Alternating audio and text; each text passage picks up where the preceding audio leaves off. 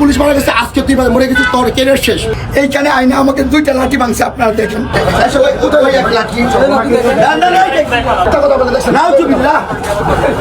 কোন বিরোধী দলের কোন গুপ্ত সংগঠনের লোক হইতে পারে। আমি যদি মিথ্যে বলি আমার জন্মটা বৃথা।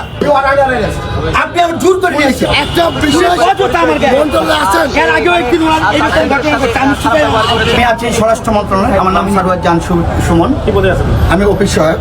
তো আমি ওই সাভার পরিবহনে আমি আর সামনে একটা গাড়ি, একটা হেল্পার, নিচে উনি হেল্পারটাকে গায়ে আঘাত করছে। হ্যাঁ, মিথ্যা বলবো না।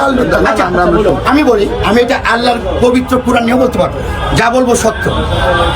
আমি বললাম যে এই গায়ে হাত দেওয়াটা ঠিক না, উনাকে বললাম, এর মধ্যেই আমাকে ধরে।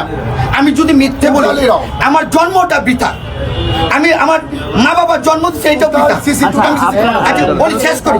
তারপরে উনি কি করলো, এই যে ওনার পকেটের এখানে ক্যামেরাটা, হ্যাঁ, উনি ক্যামেরাটা মানে উনি খুব উত্তেজিত হয়েছে, ক্যামেরাটা টান দিচ্ছে, ওনার ক্যামেরাটা পড়ে গেছে।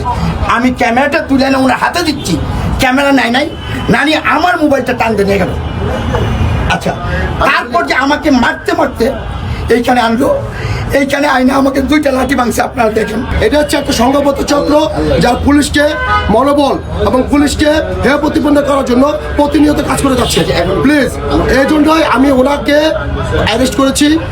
কারণ হচ্ছে অফেন্স হচ্ছে সরকারি জানমালের উপর উনি অ্যাটাক করেছেন, এবং উনি সরকারি পোশাকে হাত দিয়েছেন, আমার সরকারি সম্পত্তি হাত দিয়েছেন, এবং আমার লাইফ রিস্ক ছিল, এই জন্য ওনাকে নিয়ে এসেছি। এবং উনি আমাকে মিথ্যা অপবাদ দিচ্ছেন, আমি ওনাকে গায়ে হাত দিয়েছি। কোনো বিরোধী দলের কোনো গুপ্ত সংগঠনের লোক হইতে পারে। আমার ঘড়ি নিয়ে গেছে, আমার মানি ব্যাগ নিয়ে গেছে, আমার মানি ব্যাগ নিয়েছে, মানি ব্যাগ আমি বলি, মানি ব্যাগে আমার আমি বলি আইডি কার্ড, আমার ভোটার আইডি কার্ড, আমার টাকা পয়সা ছিল 30 থেকে 40,000 টাকা ছিল।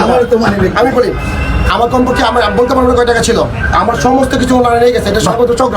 এবং উনি, আচ্ছা আমি বলি শুনছেন, আমি বলি উনি যে কাজটা করেছেন আমার সরকারি অসুবিধা। আমি কোরআন শরীফ নিয়ে কথা বলবেন এখানে। আমি বলি কোরআন শরীফ উনি আমার বলছেন, ওনার মনে হয় আমি ওনার মামলা করবো। আচ্ছা, যদি আমি ওনার অন্যায় করলে মামলা করবেন, আমি অবশ্যই মামলা করবো। আমি সামাজিক ভাবে আমাকে হেয় প্রতিপন্ন করেছে, আমার বলছে আমার কেরিয়ার শেষ।